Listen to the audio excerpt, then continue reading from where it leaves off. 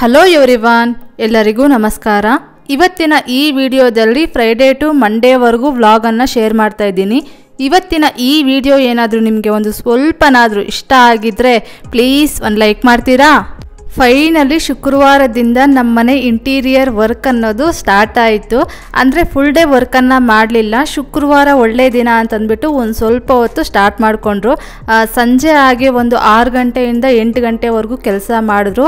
ಅದಾದಮೇಲೆ ಸ್ಯಾಟರ್ಡೇ ಮಾಡಲಿಲ್ಲ. ಸಂಡೇ ಒಂದು ಸ್ವಲ್ಪ ಹೊತ್ತು ಮಾಡಿದ್ರು, ಒಂದು 3 ಗಂಟೆವರೆಗೂ ಮಾಡಿದ್ರು. ಅದಾದಮೇಲೆ ಮಂಡೆಯಿಂದ ಪರ್ಟಿಕ್ಯುಲರ್ ಆಗಿ ಕೆಲಸ ಅನ್ನೋದು ಸ್ಟಾರ್ಟ್ ಮಾಡಿಕೊಂಡ್ರು. ಒಂದು ಸ್ವಂತ ಮನೆ ಮಾಡ್ಕೊಳ್ತೀವಿ ಅಂತಂದರೆ ಅದೆಷ್ಟು ರಿಸ್ಕ್ ಇರುತ್ತೆ ಅಂತಂದರೆ ಅಷ್ಟೊಂದು ರಿಸ್ಕ್ ಇರುತ್ತೆ. ನಾವು ಎಷ್ಟೇ ಅಮೌಂಟನ್ನು ಅರೇಂಜ್ ಮಾಡಿಕೊಂಡ್ರು ಒಂದಲ್ಲ ಒಂದು ಟೈಮ್ ಶಾರ್ಟೇಜ್ ಅಂತ ಬರ್ತಾನೇ ಇರುತ್ತೆ. ನಮಗೂ ಅಷ್ಟೇ ಎಷ್ಟು ಮಾಡಿಕೊಂಡ್ರು ನಮಗೆ ಶಾರ್ಟೇಜ್ ಅನ್ನೋದು ಬರ್ತಾನೇ ಇತ್ತು. ಅದಲ್ಲದೆ ನಮಗೆ ಲೋನ್ ಬೇರೆ ಆಗಲಿಲ್ಲಲ್ವ, ಹಾಗಾಗಿ ಒಂದು ಸ್ವಲ್ಪ ಪ್ರಾಬ್ಲಮ್ಸೇ ಆಯಿತು. ಒಂದು ಗಾದೆ ಮಾತೇ ಇದೆ ಅಲ್ವಾ, ಮನೆ ಕಟ್ಟಿ ನೋಡು ಮದುವೆ ಮಾಡಿ ನೋಡು ಅಂತಂದ್ಬಿಟ್ಟು. ನನಗಂತೂ ಈ ಮನೆ ತಗೊಂಡಾಗಿಂದ ಒಂದೊಂದು ಟೈಮ್ ಏನನ್ಸುತ್ತೆ ಅಂತಂದರೆ ನಮಗೆ ಬೇಕಿತ್ತಾ ಇಷ್ಟು ಬೇಗ ಇಷ್ಟೊಂದು ರಿಸ್ಕು ಅಂತ ಅನಿಸ್ತಾ ಇರುತ್ತೆ. ಇನ್ನೊಂದು ಟೈಮಲ್ಲಿ ದೇವ್ರು ಇವಾಗ ಅನುಕೂಲ ಮಾಡಿಕೊಟ್ಟಿದ್ದಾನೆ, ಮುಂದಕ್ಕೆ ಆಗುತ್ತೋ ಇಲ್ವೋ, ಇವಾಗ ಮಾಡಿಕೊಟ್ಟಾಗ ಮಾಡ್ಕೊಂಡ್ಬಿಟ್ರೆ ಸರಿ ಹೋಗುತ್ತೆ. ಈ ಟೈಮಲ್ಲಿ ಏನಾದರೂ ಒಂದು ಸ್ವಲ್ಪ ಕಷ್ಟಪಡದೆ ಹಾಗೇ ಇದ್ಬಿಟ್ಟಿದ್ರೆ ಮುಂದಕ್ಕೆ ನಮಗೆ ಒಂದು ಸ್ವಂತ ಮನೆ ಅನ್ನೋ ಅನುಕೂಲ ಆಗ್ತಾ ಇತ್ತೋ ಇಲ್ವೋ ಅಂತಲೂ ಅನಿಸ್ತಾ ಇರುತ್ತೆ. ಏನೋ ಒಟ್ಟಾರೆಯಾಗಿ ಒಂದೊಂದು ಸಲ ಒಂದೊಂದು ರೀತಿಯಾಗಿ ನನಗೆ ಅನಿಸ್ತಾ ಇರುತ್ತೆ. ಇವಾಗ ನಮ್ಮ ಮದುವೆ ಆದ ಹೊಸದ್ರಲ್ಲೂ ಅಷ್ಟೇ ನನ್ನ ಹಸ್ಬೆಂಡು ಒಂದು ರೆಂಟೆಡ್ ಮನೆಯನ್ನು ಹುಡುಕ್ತಾ ಇದ್ದಾಗ ನಾನು ನನ್ನ ಹಸ್ಬೆಂಡ್ಗೆ ಹೇಳಿದ್ದೆ, ನಾನು ಇಲ್ಲೇ ಇರ್ತೀನಿ ಅತ್ತೆ ಮಾವ ಜೊತೆ, ನೀವು ಅಪ್ ಆ್ಯಂಡ್ ಡೌನ್ ಮಾಡಿ, ನಾನು ಬೆಂಗಳೂರಿಗೆ ಬರೋದಿಲ್ಲ, ಬೆಂಗಳೂರಿಗೆ ಬರ್ತೀನಿ ಅಂತಂದರೆ ಒಂದು ಲೀಸ್ ಮನೆ ಮಾಡಿ ಅಂತ ಹೇಳಿದ್ದೆ. ಲೀಸ್ ಆವಾಗ ಸಿಗ್ತಾ ಇರಲಿಲ್ಲ, ಹಾಗಾಗಿ ರೆಂಟೆಡ್ ಮನೆಯೇ ಮಾಡಿದ್ರು. ಆವಾಗ ನಮ್ಮ ಅತ್ತೆ ಹೇಳ್ತಾ ಇದ್ರು, ಇಲ್ಲ ಒಬ್ಬರಲ್ಲಿ ಒಬ್ರಿಲ್ಲಿ ಇರೋ ಹಾಗೆ ನಾವು ಒಪ್ಪೋದಿಲ್ಲ, ನೀನು ಅಲ್ಲೇ ಹೋಗಿ ಇರಮ್ಮ ಅಂತ ಹೇಳ್ತಾ ಇದ್ರು. ಸರಿ ಬಿಡು ಅಂತಂದ್ಬಿಟ್ಟು ಹೇಗೋ ಒಪ್ಕೊಂಡು ಇಲ್ಲಿಗೆ ಬಂದಿದ್ದಾಯಿತು.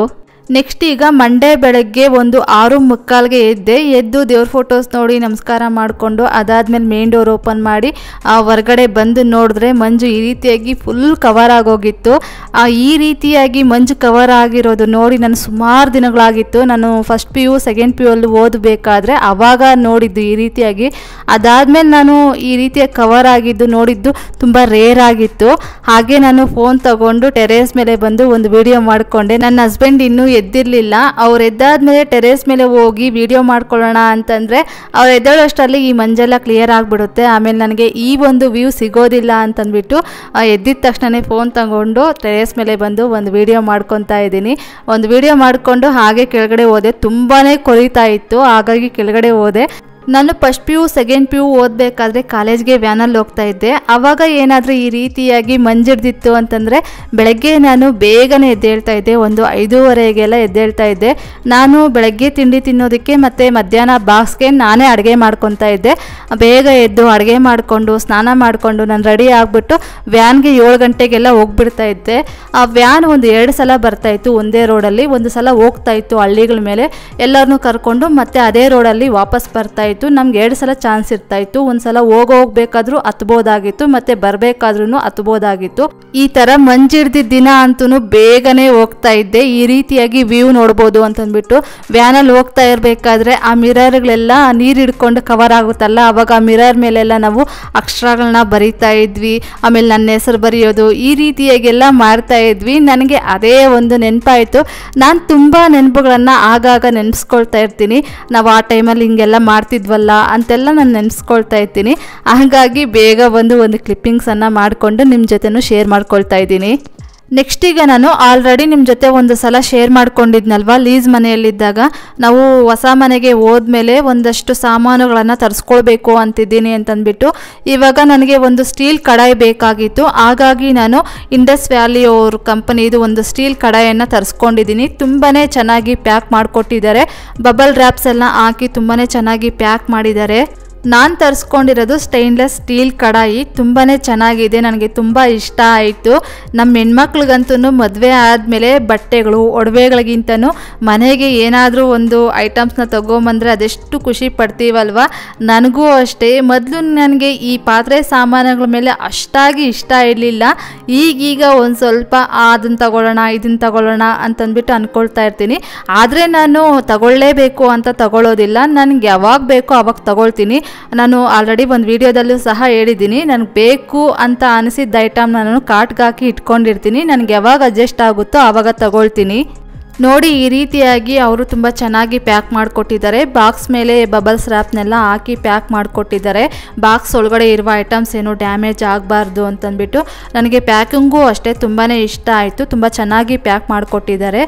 ನೆಕ್ಸ್ಟ್ ಹಾಗೆ ಇಲ್ಲಿ ನೋಡ್ತಾ ಇರ್ಬೋದು, ಇಂಡಸ್ ವ್ಯಾಲಿ ಅವ್ರ ಕಂಪ್ನಿದು ಯಾವ್ಯಾವ ಕುಕ್ವೇರ್ ಪ್ರಾಡಕ್ಟ್ಸ್ ಇದೆ ಅಂತಂದ್ಬಿಟ್ಟು ಇಲ್ಲಿ ಒಂದು ಪಾಂಪ್ಲೆಟಲ್ಲಿ ಮೆನ್ಷನ್ ಮಾಡಿ ಕಳಿಸ್ಕೊಟ್ಟಿದ್ದಾರೆ. ಕಾಸ್ಟ್ ಐರನ್ ಕುಕ್ವೇರ್ ಸೆಟ್ಗಳು ಯಾವ್ಯಾವಿದೆ ಮತ್ತು ಸ್ಟೈನ್ಲೆಸ್ ಸ್ಟೀಲ್ ಕುಕ್ವೇರ್ ಸೆಟ್ಗಳು ಯಾವ್ಯಾವಿದೆ ಅಂತಂದ್ಬಿಟ್ಟು ಒಂದು ಪಾಂಪ್ಲೆಟಲ್ಲಿ ಮೆನ್ಷನ್ ಮಾಡಿ ಕಳಿಸ್ಕೊಟ್ಟಿದ್ದಾರೆ. ನಮ್ಗೆ ಯಾವ ಐಟಮ್ ಬೇಕೋ ಅದನ್ನು ನೋಡಿ ಚೂಸ್ ಮಾಡಿ ತೊಗೊಳ್ಬೋದು. ಹಾಗೆ ಈ ಒಂದು ಸ್ಟೈನ್ಲೆಸ್ ಸ್ಟೀಲ್ ಕಡಾಯಿಯನ್ನು ಯೂಸ್ ಮಾಡೋದ್ರಿಂದ ನಮಗೆ ಏನೆಲ್ಲ ಬೆನಿಫಿಟ್ಸ್ ಇದೆ ಅಂತಂದ್ಬಿಟ್ಟು ಇಲ್ಲಿ ಅವರು ಮೆನ್ಷನ್ ಮಾಡಿ ಕಳಿಸ್ಕೊಟ್ಟಿದ್ದಾರೆ.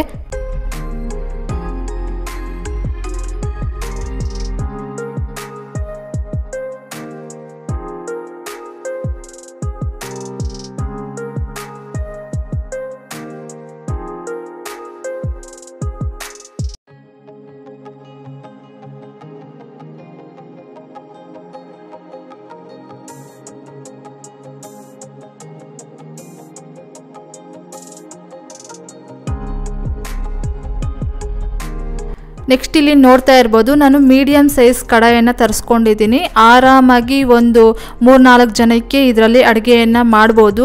24 ಸೆಂಟಿಮೀಟರ್ ಇರುತ್ತೆ ಈ ಕಡಾಯಿ ಸೈಜ್ ಬಂದುಬಿಟ್ಟು.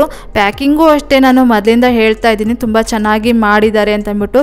ಫಸ್ಟ್ ಒಂದು ದೊಡ್ಡ ಬಾಕ್ಸಲ್ಲಿ ಹಾಕಿ ಕಳಿಸ್ಕೊಟ್ಟಿದ್ದಾರೆ, ಅದಾದಮೇಲೆ ಬಬಲ್ ರ್ಯಾಪ್ಸ್ ಎಲ್ಲ ಹಾಕಿ ಪ್ಯಾಕ್ ಮಾಡಿದ್ದಾರೆ. ನೆಕ್ಸ್ಟು ಅದರೊಳಗಡೆ ಈ ರೀತಿಯಾಗಿ ಪ್ಯಾಕ್ ಮಾಡಿದ್ದಾರೆ. ಇಲ್ಲೂ ಅಷ್ಟೇ ಒಳಗಡೆ ಬಬಲ್ಸ್ ರ್ಯಾಪನ್ನು ಹಾಕಿದ್ದಾರೆ, ನೋಡ್ತಾ ಇರ್ಬೋದು. ಮತ್ತು ಒಂದು ಕಡಾಯಿಗೂ ಅಷ್ಟೇ ಒಂದು ಕವರನ್ನು ಹಾಕಿ ನೀಟಾಗಿ ಪ್ಯಾಕ್ ಮಾಡಿ ಕಳಿಸ್ಕೊಟ್ಟಿದ್ದಾರೆ.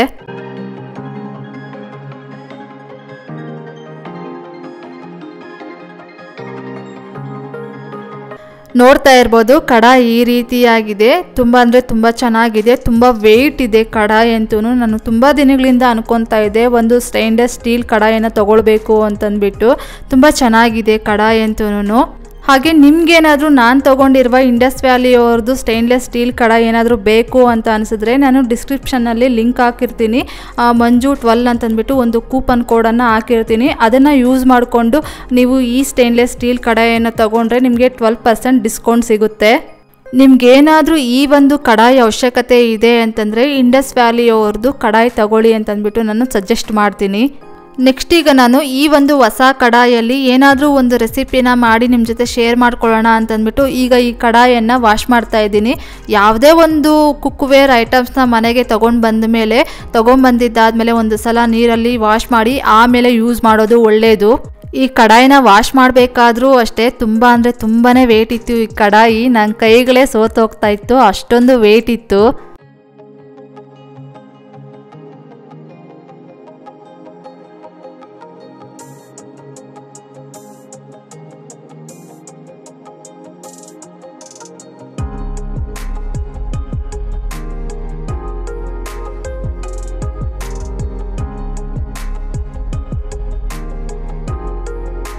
ನೆಕ್ಸ್ಟ್ ಈಗ ನಾನು ಕಡಾಯೆಲ್ಲ ವಾಶ್ ಮಾಡಿದ್ದಾದಮೇಲೆ ಈಗ ಗ್ಯಾಸ್ ಸ್ಟವ್ ಆನ್ ಮಾಡಿ ಸ್ವೀಟ್ ರೆಸಿಪಿನ ಮಾಡೋದಕ್ಕೆ ಸ್ಟಾರ್ಟ್ ಮಾಡ್ಕೊಂಡಿದ್ದೀನಿ. ಸ್ವೀಟ್ ರೆಸಿಪಿ ಅಂದರೆ ಇನ್ನೇನಿರುತ್ತೆ, ನನ್ನ ಹಸ್ಬೆಂಡ್ಗೆ ಇಷ್ಟವಾದಂತಹ ಕ್ಯಾರೆಟ್ ಹಲ್ವಾ ಮಾಡ್ತಾ ಇದ್ದೀನಿ ಇವತ್ತಿನ ದಿನ. ಹಾಗೆ ನಿಮ್ಮ ಜೊತೆ ಶೇರ್ ಮಾಡ್ಕೊಳ್ತಾ ಇದ್ದೀನಿ. ಈಗ ನೋಡ್ತಾ ಇರ್ಬೋದು, ಗ್ಯಾಸ್ ಸ್ಟವ್ ಮೇಲೆ ನಾನು ಕಡಾಯನ್ನು ಇಟ್ಕೊಂಡು ಈಗ ನಾನು ತುಪ್ಪನ ಹಾಕ್ಕೊಳ್ತಾ ಇದ್ದೀನಿ ಕಡಾಯಿ ಒಳಗಡೆ.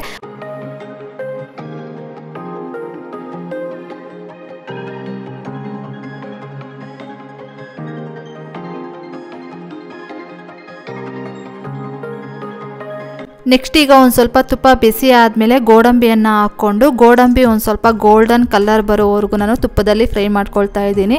ಇವಾಗ ನಾನು ಒಂದು ಸ್ವಲ್ಪ ದ್ರಾಕ್ಷಿಯನ್ನು ಹಾಕ್ಕೊಂಡಿದ್ದೀನಿ.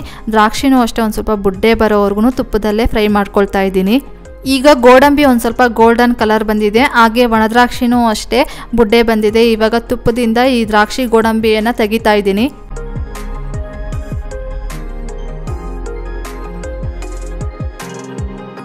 ಈಗ ನಾನು ಇದೇ ತುಪ್ಪಕ್ಕೇನೆ ಕ್ಯಾರೆಟ್ ತುರಿಯನ್ನು ಹಾಕ್ತಾ ಇದ್ದೀನಿ. ನಾನೊಂದು 6 ಕ್ಯಾರೆಟನ್ನು ತೊಗೊಂಡಿದ್ದೆ. ನನ್ನ ಹಸ್ಬೆಂಡ್ಗೆ ಸ್ವೀಟ್ ಐಟಮ್ ಏನು ಮಾಡೋಣ ಅಂತಂದರೆ ಯಾವಾಗಲೂ ಅಷ್ಟೇ ಕ್ಯಾರೆಟ್ ಹಲ್ವಾ ಮಾಡು ಅಂತ ಹೇಳ್ತಾ ಇರ್ತಾರೆ.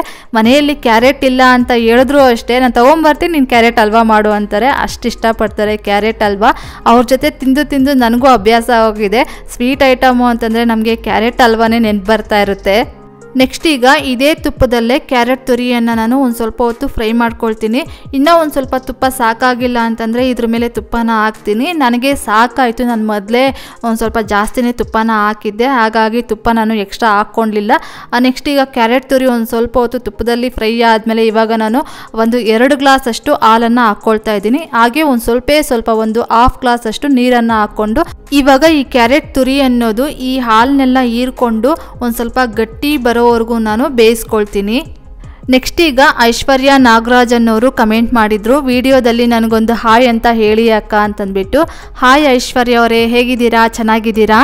ನೆಕ್ಸ್ಟ್ ಹಾಗೆ ಸ್ವಾತಿ ಗೌಡ ಅನ್ನೋರು ಕಮೆಂಟ್ ಮಾಡಿದರು, ಡಿಸೆಂಬರ್ 25ಗೆ ನಂದು ಮತ್ತು ನನ್ನ ತಂಗಿದು ಬರ್ತ್ಡೇ ಇದೆ ಅಕ್ಕ, ವಿಡಿಯೋದಲ್ಲಿ ವಿಶ್ ಮಾಡಿ, ನಾವಿಬ್ಬರು ಟ್ವಿನ್ಸ್ ಅಂತಂದ್ಬಿಟ್ಟು ಕಮೆಂಟ್ ಮಾಡಿದರು. I wish you many more happy returns of the day Swati ಮತ್ತು ಸ್ವಪ್ನ. ಆ ದೇವರು ನಿಮ್ಮಿಬ್ಬರಿಗೂ ಒಳ್ಳೆ ಆರೋಗ್ಯ, ಆಯುಷ್ಯು, ಒಳ್ಳೆ ಜೀವನ ಕೊಟ್ಟು ಕಾಪಾಡಲಿ ಅಂತಂದ್ಬಿಟ್ಟು ನಾನು ಆ ದೇವರಲ್ಲಿ ಕೇಳ್ಕೊಳ್ತೀನಿ. ಆ ಟ್ವಿನ್ಸ್ ಮಕ್ಕಳಂದರೆ ನನಗೂ ಅಷ್ಟೇ ತುಂಬ ಇಷ್ಟ. ತುಂಬ ಕ್ಯೂಟಾಗಿರ್ತಾರೆ ಟ್ವಿನ್ಸ್ ಮಕ್ಕಳು. ನೀವು ಅಷ್ಟೇ ತುಂಬ ಕ್ಯೂಟಾಗಿದ್ದೀರಾ, ಇಬ್ಬರು ಸೇಮ್ ಒಂದೇ ರೀತಿಯಾಗಿದ್ದೀರಾ ಅಂತಂದ್ಬಿಟ್ಟು ಕಮೆಂಟ್ ಬಾಕ್ಸಲ್ಲಿ ಕಮೆಂಟ್ ಮಾಡಿಮಾ. ನಾನು ಸ್ಕೂಲಲ್ಲಿ ಅಕೌಂಟೆನ್ಸಿ ಕೆಲಸ ಮಾಡಬೇಕಾದ್ರೆ ಫ್ರೀ ನರ್ಸರಿಗೆ ಇಬ್ಬರು ಟ್ವಿನ್ಸ್ ಮಕ್ಕಳು ಬರ್ತಾಯಿದ್ರು. ತುಂಬಾ ಕ್ಯೂಟಾಗಿದ್ದರು. ನನಗೆ ವರ್ಕ್ ಪ್ರೆಷರ್ ಏನಾದರೂ ಜಾಸ್ತಿ ಆಗಿ ಟೆನ್ಷನ್ ಆಯಿತು ಅಂದಾಗ ನಾನು ಫ್ರೀ ನರ್ಸರಿ ರೂಮ್ಗೆ ಹೋಗ್ಬಿಟ್ಟು ಆ ಮಕ್ಕಳ ಜೊತೆ ತುಂಬಾ ಟೈಮ್ ಸ್ಪೆಂಡ್ ಮಾಡ್ತಾ ಇದ್ದೆ. ಆವಾಗ ನನಗೊಂದು ರೀತಿಯಾಗಿ ರಿಲೀಫ್ ಅನ್ನಿಸ್ತಾ ಇತ್ತು. ಅಷ್ಟು ಕ್ಯೂಟಾಗಿರ್ತಾಯಿದ್ರು ಮಕ್ಕಳು. ನಾನು ಯಾವಾಗಲೂ ಅಷ್ಟೇ ಫ್ರೀ ನರ್ಸರಿ ರೂಮ್ಗೆ ಒಂದು ಸಲ ಆದರೂ ಹೋಗಿ ಬರ್ತಾ ಇದ್ದೆ. ಈ ಚಿಲ್ಡ್ರನ್ಸ್ ಡೇ ಆದಾಗೆಲ್ಲ ಅಷ್ಟೇ ನಾನು ಹೋಗ್ಬಿಟ್ಟು ಫೋಟೋಸ್ ಎಲ್ಲ ತಗೊಂಡು ಅವ್ರ ಜೊತೆ ಒಂದು ಸ್ವಲ್ಪ ಹೊತ್ತು ಟೈಮ್ ಸ್ಪೆಂಡ್ ಮಾಡಿಕೊಂಡು ಬರ್ತಾ ಇದ್ದೆ. ಅಷ್ಟಿಷ್ಟ ನನಗೆ ಟ್ವಿನ್ಸ್ ಮಕ್ಕಳು ಅಂತಂದರೆ. ನೆಕ್ಸ್ಟ್ ಇವಾಗ ಈ ಕ್ಯಾರೆಟ್ ಹಲ್ವಾ ಅನ್ನೋದು ಒಂದು ಸ್ವಲ್ಪ ಗಟ್ಟಿ ಆದಮೇಲೆ ನಾನು ಒಂದು 15 ಸ್ಪೂನ್ ಅಷ್ಟು ನಾನು ಸಕ್ಕರೆಯನ್ನು ಹಾಕ್ಕೊಂಡು ಇವಾಗ ನಾನು ಲಾಸ್ಟಲ್ಲಿ ದ್ರಾಕ್ಷಿ ಗೋಡಂಬಿಯನ್ನು ಹಾಕ್ಕೊಳ್ತಾ ಇದ್ದೀನಿ. ಈಗ ಕ್ಯಾರೆಟ್ ಹಲ್ವಾ ಅನ್ನೋದು ರೆಡಿಯಾಗಿದೆ. ನಮ್ಮ ಮನೆಯಲ್ಲಿ ಅಡುಗೆ ಮಾಡಿದಾಗ ಯಾವ ಅಡುಗೆ ಖಾಲಿ ಆಗದೆ ಇದ್ದರೂ ಈ ಕ್ಯಾರೆಟ್ ಹಲ್ವಾ ಅನ್ನೋದು ಮಾತ್ರ ಖಾಲಿ ಆಗಿಬಿಡುತ್ತೆ. ಇದು ಒಂದು 2 ಟೈಮ್ಸ್ಗೆ ಆಗುತ್ತೆ ಅಷ್ಟೇ. ನೈಟ್ ಒಂದು ಸ್ವಲ್ಪ ತಿನ್ಕೊತೀವಿ, ಅದಾದಮೇಲೆ ನೆಕ್ಸ್ಟ್ ಮಾರ್ನಿಂಗ್ ಒಂದು ಸ್ವಲ್ಪ ಇರುತ್ತೆ ಅಷ್ಟೇ. ಈ ಕ್ಯಾರೆಟ್ ಹಲ್ವಾ ನಮ್ಮ ಮನೆಯಲ್ಲಿ ಮಾತ್ರ ತುಂಬಾ ಖಾಲಿ ಆಗುತ್ತೆ. ಅಷ್ಟು ಇಷ್ಟಪಡ್ತೀವಿ ಕ್ಯಾರೆಟ್ ಹಲ್ವಾನ. ನೆಕ್ಸ್ಟ್ ಈಗ ಇದು ಸೋಮವಾರ ಮಧ್ಯಾಹ್ನ ಬಟ್ಟೆಗಳನ್ನೆಲ್ಲ ನೆನೆಸಿಟ್ಟಿದ್ದೆ. ಈಗ ಬಟ್ಟೆಗಳನ್ನು ವಾಶ್ ಮಾಡೋದಕ್ಕೆ ಎಲ್ಲ ತೆಗೆದು ಇಡ್ತಾ ಇದ್ದೀನಿ. ರೆಸಿಪಿ ಮಾಡಿದ್ದು ನಾನು ಸಂಡೇ ನೈಟ್ ಮಾಡಿದೆ ರೆಸಿಪಿಯನ್ನು. ಇದು ಸೋಮವಾರ ಮಧ್ಯಾಹ್ನ ಬಟ್ಟೆಗಳನ್ನು ವಾಶ್ ಮಾಡ್ತಾ ಇದ್ದೀನಿ. ಈ ವಾಷಿಂಗ್ ಮಷಿನಲ್ಲಿ ಬಟ್ಟೆಗಳನ್ನು ವಾಶ್ಗೆ ಹಾಕಿದಾಗ ನಮಗೆ ಕಷ್ಟ ಏನು ಅಂತ ಅರ್ಥ ಆಗೋದಿಲ್ಲ. ಆದರೆ ಹ್ಯಾಂಡ್ ವಾಶ್ ಮಾಡಬೇಕು ಅಂತಂದರೆ ಯಪ್ಪ ಹ್ಯಾಂಡ್ ವಾಶ್ ಮಾಡಬೇಕಾ ಅಂತ ಅನಿಸುತ್ತೆ. ನನಗಂತೂ ಡೇ ಬೈ ಡೇ ಬಟ್ಟೆಗಳನ್ನು ವಾಶ್ ಮಾಡ್ತಾನೇ ಇರಬೇಕು. ಇಲ್ಲ ಅಂದರೆ ಒಂದು ಸ್ವಲ್ಪ ಜಾಸ್ತಿನೇ ಬಿದ್ದೋಗ್ಬಿಡುತ್ತೆ ಬಟ್ಟೆಗಳು. ಹಾಗಾಗಿ ನಾನು ಡೇ ಬೈ ಡೇ ಬಟ್ಟೆಗಳನ್ನು ವಾಶ್ ಮಾಡ್ತಾ ಇರ್ತೀನಿ. ಇಲ್ಲಿ ಕಾಣಿಸ್ತಾ ಇದೆ ಅಲ್ವಾ, ಡೋರ್ ಹಾಕಿದ್ದೀವಲ್ವಾ, ಆ ಟಾಯ್ಲೆಟನ್ನು ನಾವು ಸ್ನಾನಕ್ಕೆ ಯೂಸ್ ಮಾಡ್ತೀವಿ. ಇಲ್ಲಿ ಈ ಒಂದು ಟಾಯ್ಲೆಟನ್ನು ನಾನು ಬಟ್ಟೆ ವಾಶ್ ಮಾಡೋದಕ್ಕೆ ಯೂಸ್ ಮಾಡ್ತಾ ಇದ್ದೀನಿ. ನಾನು ಮದುವೆಗೂ ಮುಂಚೆ ಎಲ್ಲ ಕೆಲಸಗಳನ್ನು ಕಲ್ತಿದ್ದೀನಿ. ಆದರೆ ಈ ಬಟ್ಟೆ ವಾಶ್ ಮಾಡೋ ಕೆಲಸ ಮಾತ್ರ ನಾನು ಅಷ್ಟಾಗಿ ಮಾಡಿಲ್ಲ. ಯಾವಾಗಲಾದರೂ ಅಮ್ಮಗೆ ಫ್ರೀ ಇಲ್ಲ, ಅಮ್ಮ ತೋಟದಲ್ಲಿ ಕೆಲಸ ಇದೆ, ಹೊಲದಲ್ಲಿ ಕೆಲಸ ಇದೆ ಅಂತಂದಾಗ ನಮ್ಮದು ಕಾಲೇಜ್ ಯೂನಿಫಾರ್ಮ್ ಆಗಿರ್ಬೋದು ಮತ್ತು ನನ್ನ ತಮ್ಮದು ಯೂನಿಫಾರ್ಮ್ ಆಗಿರ್ಬೋದು, ಇವೆರಡು ಡ್ರೆಸ್ಗಳನ್ನು ಮಾತ್ರ ನಾನು ವಾಶ್ ಮಾಡ್ತಾ ಇದ್ದೆ. ಅದು ಬಿಟ್ಟರೆ ಅಮ್ಮ ಅಪ್ಪ ಬಟ್ಟೆಗಳು ನಾನು ಯಾವತ್ತೂ ವಾಶ್ ಮಾಡಿದ್ದೇ ಇಲ್ಲ. ಪಾಪ ಅಮ್ಮ ಯಾವತ್ತೂ ವಾಶ್ ಮಾಡಿಸ್ತಾ ಇರಲಿಲ್ಲ, ನಾನೇ ಮಾಡ್ತೀನಿ ಅಂತ ಹೇಳ್ತಾ ಇದ್ರು. ಹಾಗಾಗಿ ನಾನು ಎರಡೂ ಕೈಯಲ್ಲಿ ಒಂದು ಸಲ ಬಲಗೈಯಲ್ಲಿ ವಾಶ್ ಮಾಡ್ತೀನಿ, ಇನ್ನೊಂದು ಸಲ ಎಡಗೈಯಲ್ಲಿ ವಾಶ್ ಮಾಡ್ತೀನಿ. ಒಂದು ಸ್ವಲ್ಪ ಬಟ್ಟೆ ವಾಶ್ ಮಾಡಿದ್ದಾದ್ಮೇಲೆ ಎದ್ದು ಬಂದು ಬೆಡ್ ಮೇಲೆ ಒಂದು 5 ನಿಮಿಷ ಮಲಗಿ ಆಮೇಲೆ ಎದ್ದೋಗಿ ವಾಶ್ ಮಾಡ್ತೀನಿ. ಅದಲ್ಲದೆ ಈ ಟಾಯ್ಲೆಟಲ್ಲಿ ಈ ಕಮೋಡ್ ಅನ್ನೋದು ಒಂದು ಸ್ವಲ್ಪ ಮಧ್ಯಕ್ಕೆ ಹಾಕ್ಬಿಟ್ಟಿದ್ದಾರೆ, ಒಂದು ಸೈಡ್ಗೆ ಹಾಕಿಲ್ಲ. ಹಾಗಾಗಿ ಇಕ್ಕಟ್ಟು ಅಂತ ಅನಿಸುತ್ತೆ. ಇಲ್ಲಿ ಬಿಟ್ಟರೆ ಇನ್ನೆಲ್ಲೂ ನನಗೆ ಹ್ಯಾಂಡ್ ವಾಶ್ ಮಾಡೋದಕ್ಕೆ ಆಪ್ಷನ್ ಇಲ್ಲ. ಹಾಗಾಗಿ ಇಲ್ಲೇ ಒಂದು ಸ್ವಲ್ಪ ಅಡ್ಜಸ್ಟ್ ಮಾಡಿಕೊಂಡು ಹ್ಯಾಂಡ್ ವಾಶ್ ಮಾಡ್ತಾ ಇದ್ದೀನಿ. ಇವಾಗ ಬಟ್ಟೆಗಳೆಲ್ಲ ವಾಶ್ ಮಾಡಿದ್ದಾಯಿತು. ಒಂದು ಸ್ವಲ್ಪ ಹೊತ್ತು ಕಂಫರ್ಟ್ ನೀರಲ್ಲಿ ನೆನೆಸಿಟ್ಟಿದ್ದೆ. ಇವಾಗ ಬಟ್ಟೆಗಳನ್ನೆಲ್ಲ ಹಿಂಡಿ ಇವಾಗ ತೊಗೊಂಬಂದು ಇಲ್ಲಿ ಬಾಲ್ಕನಿಯಲ್ಲಿ ಒಣಗಾಕ್ತಾ ಇದ್ದೀನಿ. ನನ್ನ ತಮ್ಮದು ಸ್ವೆಟ್ ಶರ್ಟ್ ಅಂತೂ ಚೆನ್ನಾಗಿ ಹಾಕ್ಕೊಂಡು ಉಜ್ಜಾಗ್ತಾ ಇದ್ದೀನಿ. ನಾನೊಂದು ಸ್ವಲ್ಪ ಚಳಿಗೆ ತಡೆಯೋದಿಲ್ಲ, ಒಂದು ಸ್ವಲ್ಪ ಸೆಕೆ ಆದರೂ ಪರವಾಗಿಲ್ಲ ತಡ್ಕೊಳ್ತೀನಿ. ಆದರೆ ಚಳಿ ಆದರೆ ನನ್ನ ಕೈಯಲ್ಲಿ ತಡೆಯೋದಕ್ಕೆ ಆಗೋದಿಲ್ಲ. ಸೆಕೆ ಆದರೆ ಹೇಗೋ ಆಗಿ ಕೆಲಸಗಳನ್ನು ಮಾಡ್ತೀನಿ, ಆದರೆ ಚಳಿ ಆಯಿತು ಅಂತಂದರೆ ಮುದ್ರಕೊಂಡು ಮಲಗಿಬಿಡ್ತೀನಿ. ಆದರೆ ಇವಾಗ ಏನಾದರೂ ಮುದ್ರಕೊಂಡು ಮಲಗಿದ್ದೀನಿ ಅಂತಂದರೆ ಬಟ್ಟೆಗಳು ಒಂದು ರಾಶಿಯಷ್ಟು ಬೀಳುತ್ತೆ. ಹಾಗಾಗಿ ಚಳಿ ಆದರೂ ಪರವಾಗಿಲ್ಲ ಅಂತಂದ್ಬಿಟ್ಟು ಸ್ವೆಟ್ ಶರ್ಟ್ ಹಾಕ್ಕೊಂಡು ಬಟ್ಟೆಗಳನ್ನು ವಾಶ್ ಮಾಡಿ ಇವಾಗ ಒಣಗಾಕ್ತಾ ಇರೋದು.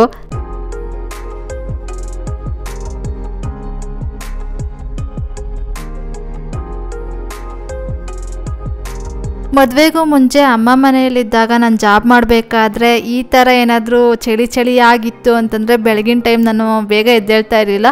ಬೇಗ ಅಂತಂದರೆ 9 ಗಂಟೆ 10 ಗಂಟೆ ಆ ರೀತಿಯಾಗಿ ಏನಿಲ್ಲ, ಒಂದು 8 ಗಂಟೆ ಅಷ್ಟೇ. ಅದ್ರ ಮೇಲೆ ಮಲಗಿದ್ದೀನಿ ಅಂತಂದರೆ ಅಮ್ಮ ನನಗೆ ಫುಲ್ಲು ಕ್ಲಾಸ್ ತಗೊಳ್ತಾರೆ.